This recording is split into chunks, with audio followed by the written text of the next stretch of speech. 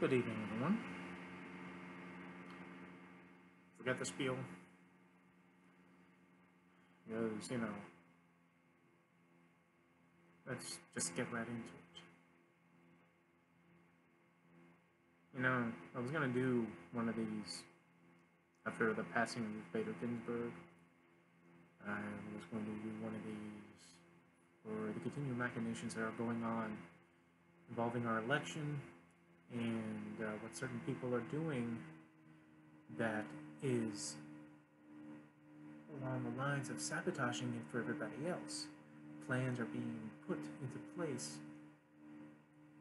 where they keep up the narrative that mail-in voting is such a fraud that they'll have to put in friendly electors who will just throw the ballots out in case, all the votes don't come in on time, or the situation where Biden actually does win the election by popular vote.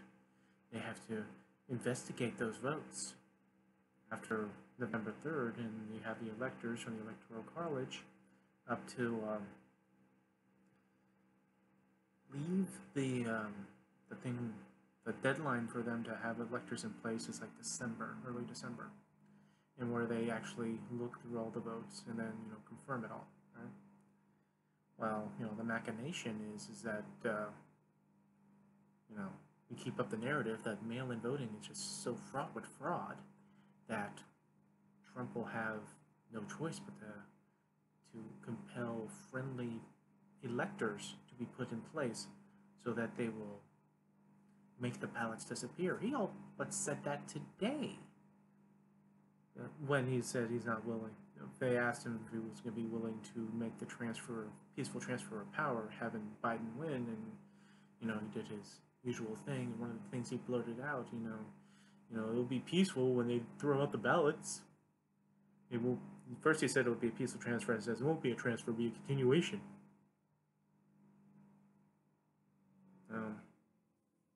Yeah, it was going to be all that, but this is about,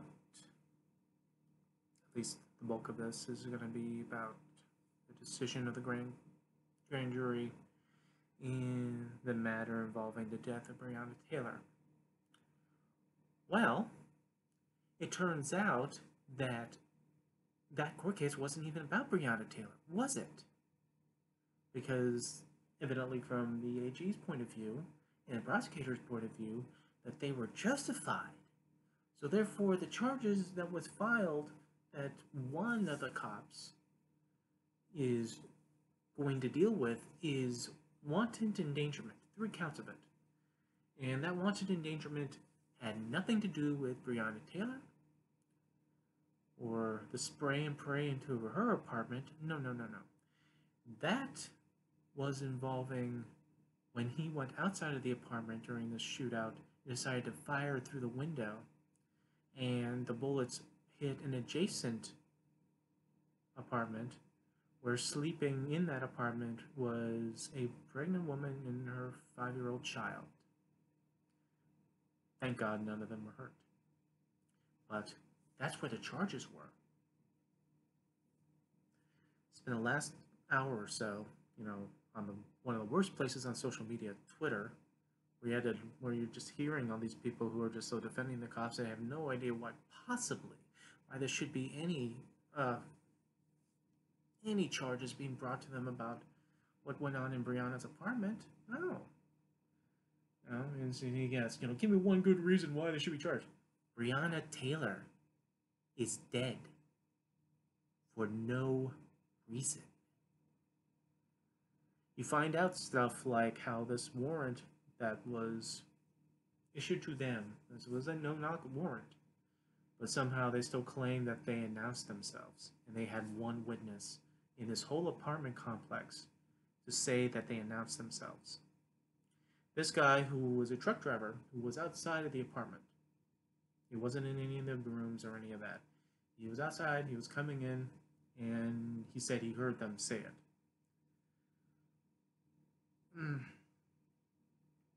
A police expert makes the point that when you are announcing that you're coming in for the police.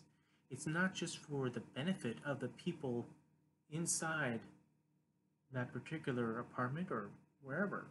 It is to be loud, banging, and making sure everyone in the area hears you. So the people who are innocent bystanders, who are in different apartments, knows to stay in that apartment. Don't come out, don't find out what's going on, because they just heard as loud as humanly possible that these are the police and they're coming in. So they make sure they keep themselves away so they don't get any of the stray gunfire or stray violence or chaos that would come from this.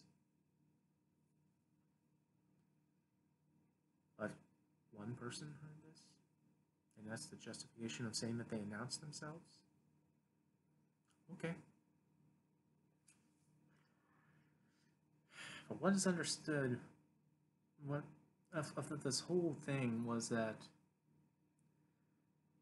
the warrant for this place, for Brianna's apartment, was stemming to the fact that an ex-boyfriend showed up there in January. The shooting was in March. Just let that know. This warrant was part of a series of warrants, something about 5. And they were all no-knock warrants, and they were all executed simultaneously or near simultaneously. So while they were breaking into that one, they were going after places that were suspected drug houses and fences, and etc., right? What they had for knocking on Brianna's door was this ex who was on there January. Hadn't been back since.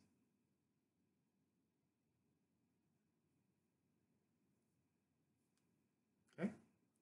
So, great intel on that, right?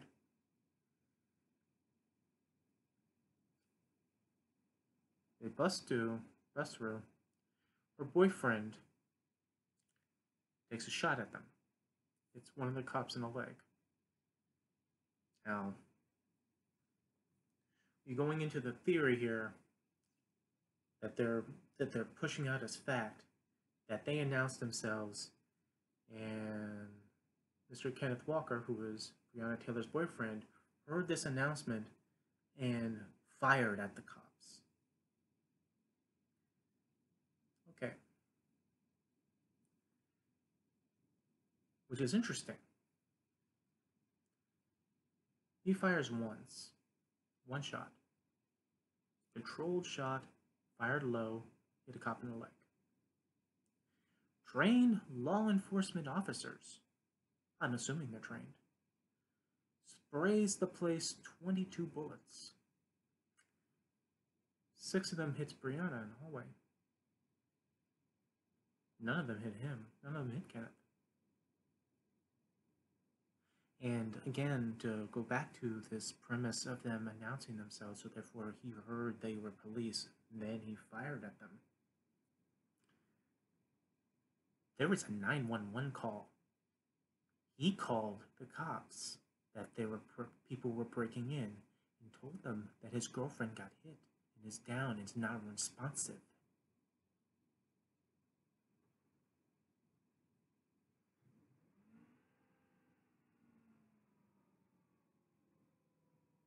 That according to him and his lawyer, she was gurgling, trying to get air for 5 minutes after she was struck. That it was 20 minutes before the police, who finally got in there and apprehended him, did anything towards any type of medical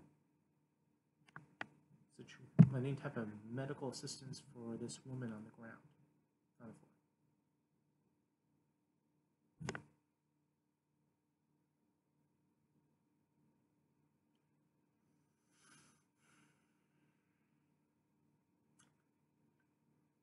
So if he knew these were police coming in, why was he calling the police saying that he was being broken into?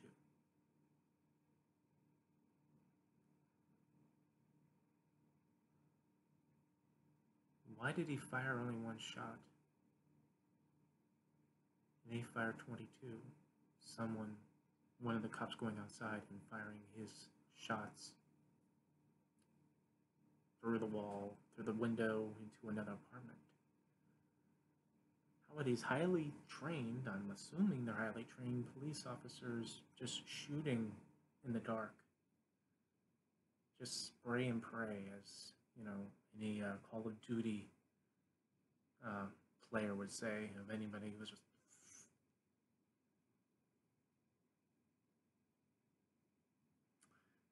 One of the cops say that this was righteous and ethical and moral, what happened there.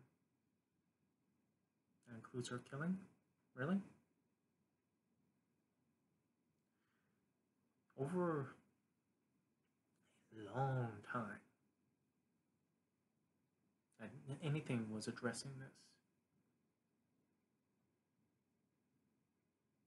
That the city settles a wrongful death suit to the tune of $20 million to her family before anyone was arrested, before one of them was fired, and the fired one was the one that was shooting into the other apartment, not hurting anybody.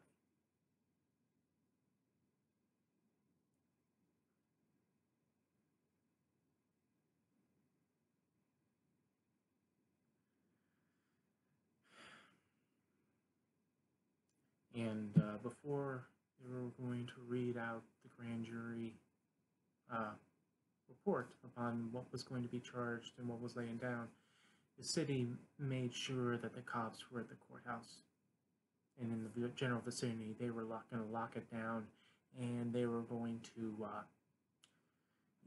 have curfew in place. They're going to be ready for the response. So they knew pretty much in advance what this response was going to be. You know, there's a lot of misconceptions of what really was going on in there. I mean, I've had the misconception of her, you know, which having died in her bed, which, you know, someone pointed out on that. You know, being melodramatic, calling it lies and so forth. Oh, yeah, she didn't die in her bed. She died in the hallway. Does that make it better? And of course, the irony, one of the many ironies in this, is that they go through all this to bust through the door. The boyfriend takes a shot. They shoot back. And for the purpose of the warrant, there was no drugs there. There was no money. There was nothing. And let's be perfectly clear about this. Breonna Taylor died for nothing. And not only she died for nothing, there was no consequence. She's not involved in this court case about wanton endangerment. Her name is not going to be really mentioned, now is it? These cops just had a righteous kill, didn't they? They get to walk away from this. Oh, and the boyfriend who took the shot at the cops, you would think from this narrative that he's shooting at a cop, there should be some charges involved in them. Well, whatever charges he had, they dropped. So I guess he was shooting in self-defense. I guess he was defending the apartment that his girlfriend was sleeping in, that they were both sleeping in. From the 911 call, I guess, or maybe you don't even have to guess, he thought their home was being invaded, and he was defending it. What's more logical? That they announced themselves, and he took a shot, a single shot? Or they executed a no-knock warrant, which it was, and magically didn't announce themselves because they didn't have to, since it's a no-knock warrant. That only one person heard an announcement. But they came in, he defended the apartment, defended his life and the life of his girlfriend. They responded.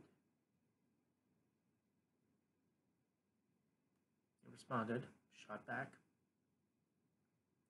She went down and she died. And that wasn't it. And trained police officers, trained with firearms.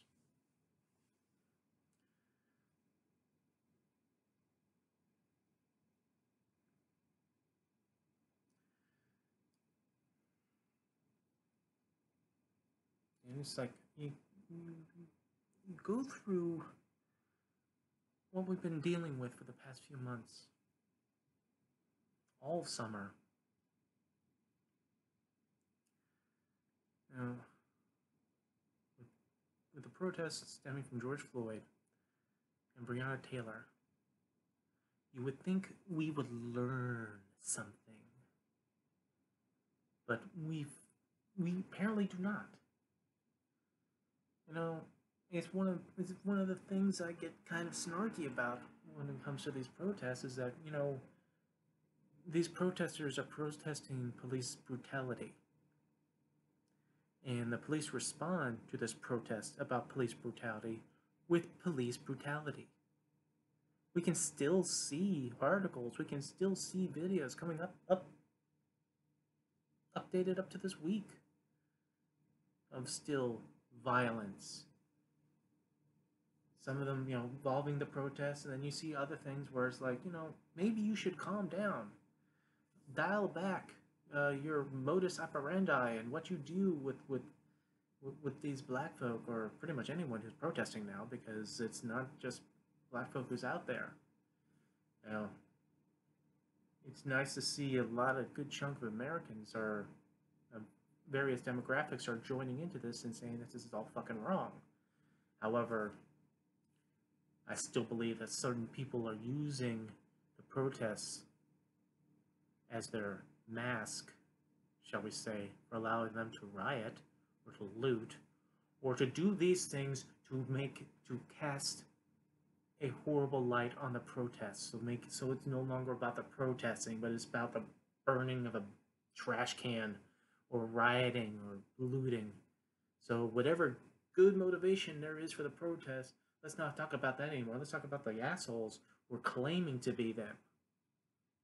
You know, it costs nothing to say Black Lives Matter when you're spray painting bullshit on a wall or harassing people.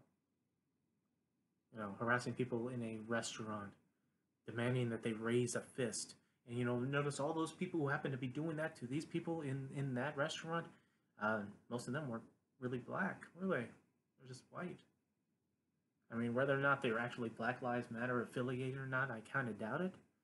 Not that there isn't enough of us Caucasian skin pigmentation that are justly and righteously walking alongside Black Lives Matter. But with the unfortunate nature of that particular movement of not being uniformed, whereas some people will advocate for peaceful protests, and people will go with that, and they will actively try to stop people from rioting or looting and trying to explain for everyone to see that that's not what they're about. Then there are other groups that also claim to be Black Lives Matter who are doing the rioting and looting because that is from that particular area. Like, for instance, there's a group in Chicago that believes that rioting is one of the tactics that they have to use in order to be heard.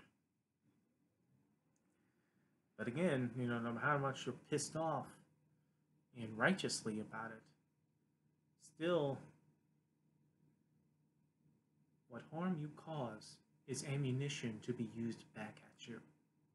And if it's not at you because you're causing it for ill reasons, then for the movement that you have co-opted.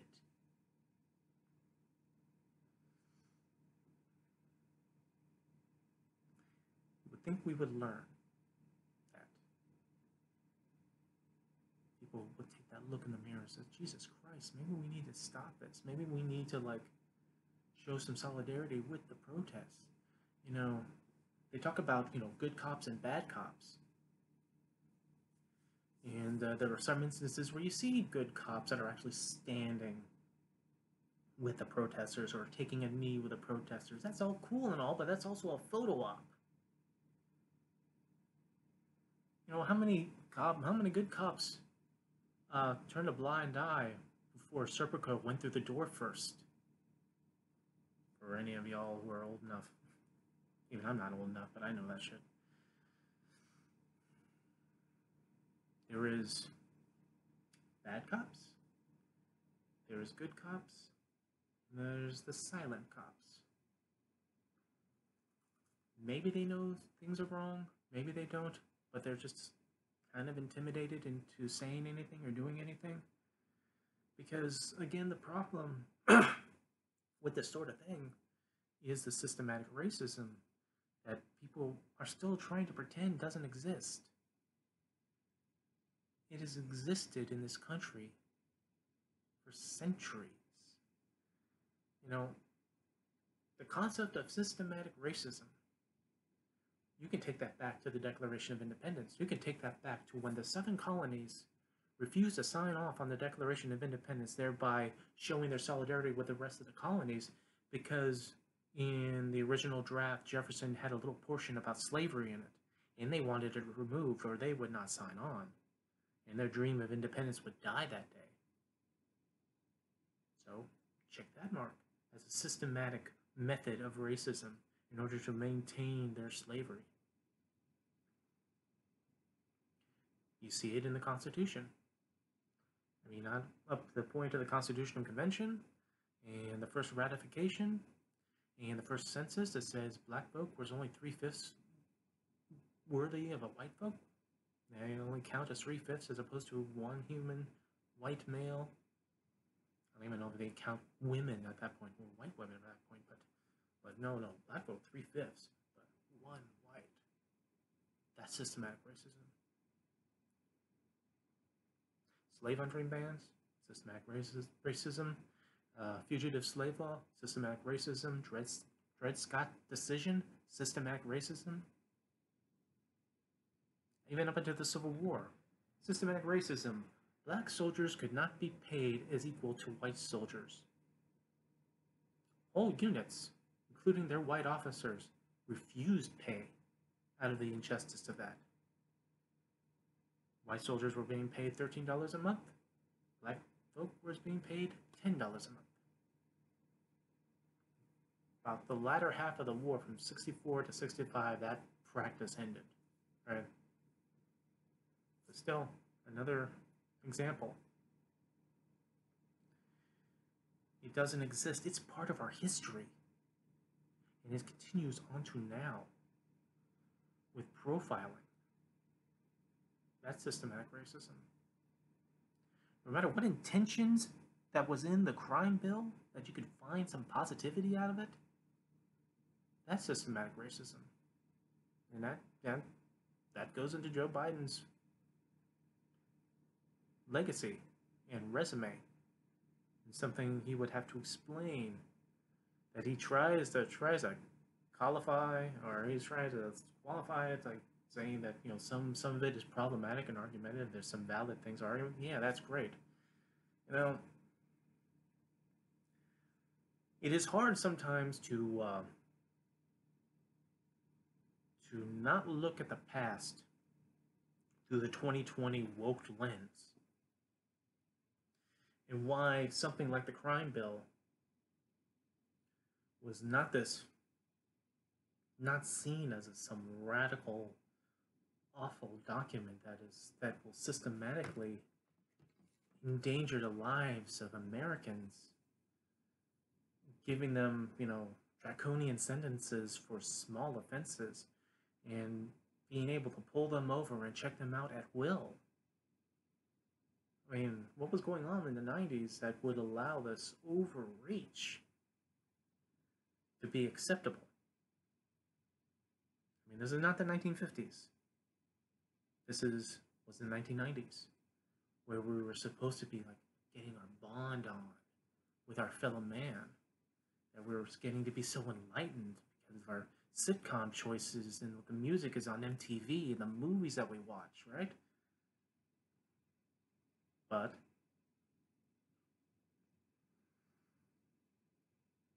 that's systematic racism too.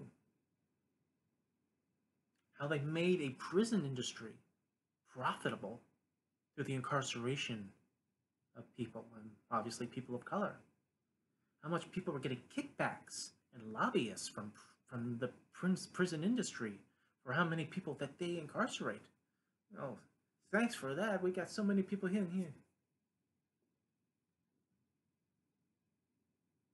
And people claim that there's no systematic racism. I think one of the reasons why they claim there isn't anymore is because Barack Obama was president. You know, some people have the arrogance to say, you know, we let Barack Obama be president, so clearly we cannot be racist. A statement like that is racist.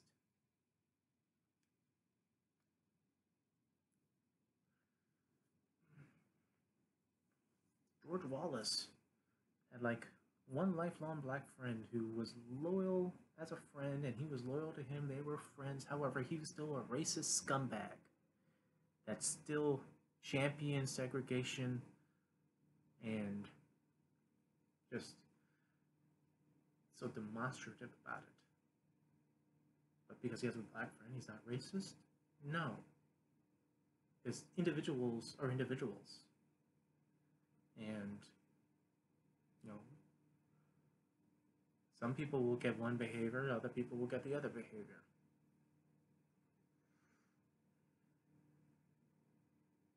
Now we have it where we still see article after article, video after video, not only police brutality or just the police arrogance of just like coming up to a guy minding his own business and says that he looks suspicious. Why do I look suspicious? Because you're wearing a nice watch and you're wearing Crocs. Not because you're black or anything, but the watch. Just sitting there. And it, you know, translates beyond the police because obviously we see the cavalcade of Karens in all the videos of like, I'm going to call the cops because you're in my neighborhood. Well, I'm in your neighborhood because I'm like doing my job. I'm canvassing. I'm doing this. You're not supposed to be here. You don't live here. You do that to the pizza guy? You know, and you do that to anybody else? I mean, so they call the cops. The cops come. They look at the guy, and you know, 9 times out of 10, the cops are not even buying the story of these arguments and so forth, and just like they're rolling their eyes because you know maybe a lot of these guys or girls are they don't want to have an issue crop up where then they are on the camera phone, right? God bless so many of these people who have to endure this. And then, but they endure it with like such a strong will and a lot of self-respect where they don't even argue back. They're always respectful, always fighting. You know, when they're calling them the N-word right in their face. And they still, you know, they just take it in stride. The cops come, they see nothing was wrong, nothing's going on. He's allowed to go. Of course he's allowed to go. He didn't do anything wrong. And then, you know, it's just the woman or the guy or whoever is just stuck with the phone. But it's nice to know that the internet is out there, that when we find out the names of these people, some karma happens to them when it comes to like their place of business. Well, there you go. But there is no consequences going to be levied to those who shot and killed Breonna Taylor. Not now. AJ's not going to pursue it. And Trump praised him, calling him a future star for not putting charges on the cops for her killing. Hashtag all lives matter, right? Right? Pro-life people? Or at least you're pro-birth?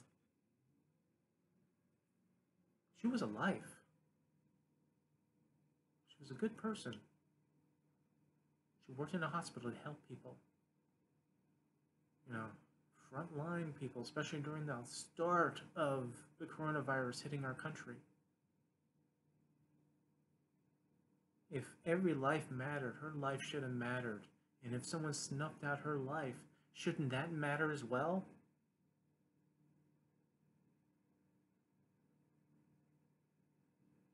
I mean, that's when I talk about the issues like the pro-choice, pro-life thing. I'm not going to get deep into this, but for the example, there's people that I know who are fully pro-life, meaning that they care about the life from from being unborn to born and the life beyond, caring about if they have proper education, that the mother is okay, that they can get proper food, medical attention, that the life will thrive. No, that's actual pro-life.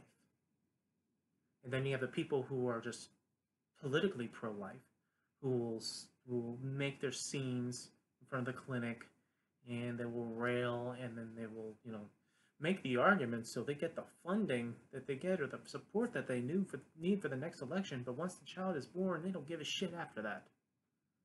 I don't. Why do we need a bill about extra money for education? Why should there be Head Start or free lunch or after school activities? Hell, herd them back into school, right? During a time of pandemic, just herd them in because we need our economy rip-roaring. That's another topic from the other point. But you worry about your children when they're not born. Don't give a shit of the children when they are born. And then the pro-life metal starts fading from there, but it definitely fades when they're talking about like migrants. And who gives a shit about them? Have the poor migrant women who are detained, have to deal with like Joseph Mengele and doctors playing operation on them because they're living dolls that no one gives a shit, so they can just give them hysterectomies because they can, not by choice, because they can, because they don't care. Christian folk who don't care that the migrants are here. How dare they come here? How many good Samaritans are left in this world, right? Same can be said about the life of Breonna Taylor. Throw her name into the fire as you did for George Floyd, as you did for Tamir Rice, Eric Garner, Michael Brown.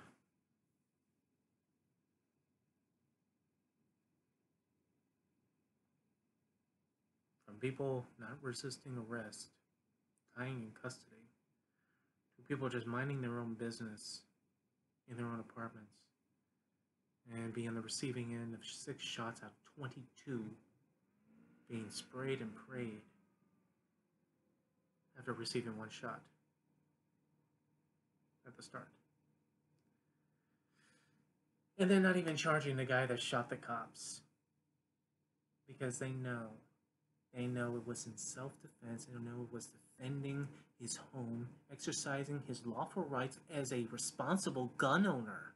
NRA who didn't step up and support this guy and support, what? It's right. It's right. This guy, who was a lawful gun owner, was protecting his domicile, his girlfriend, so you may as well say he's protecting his family, from government agents. Isn't that one of your mantras, is why you're owning guns? It's not for the hunting or any of that bullshit. It says to make sure the government comes to your door, that you're ready for them? Where are you? This is a responsible gun owner defending his home from a home invasion via a no-knock warrant.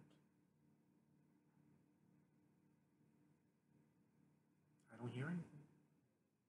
Silence. Perhaps as opposed to the other gun owners that you will rally behind.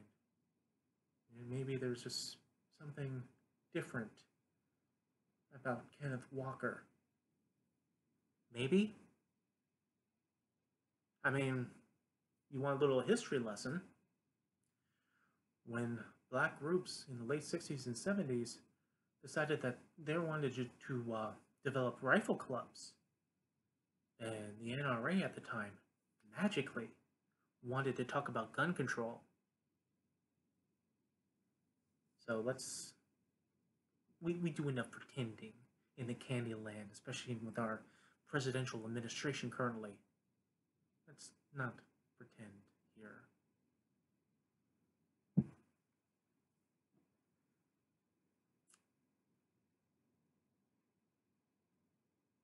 You're not there for Kenneth Walker? You're not there for Breonna Taylor? In reality, you're not there for anyone else, because all these if there's mass shootings, you all get fat and happy because, oh, that means more gun sales. You're not actually worrying about the gun owner per se. You're actually worrying about the gun merchants. You're an organization of arms dealers with tax exemption.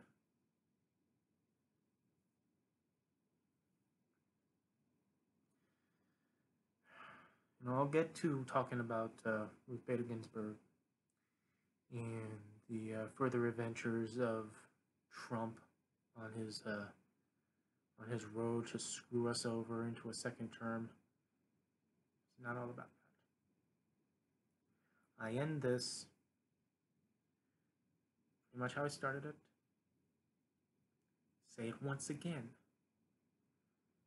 Breonna Taylor died for nothing. And the people that killed her has gotten away with it. You sleep well on that.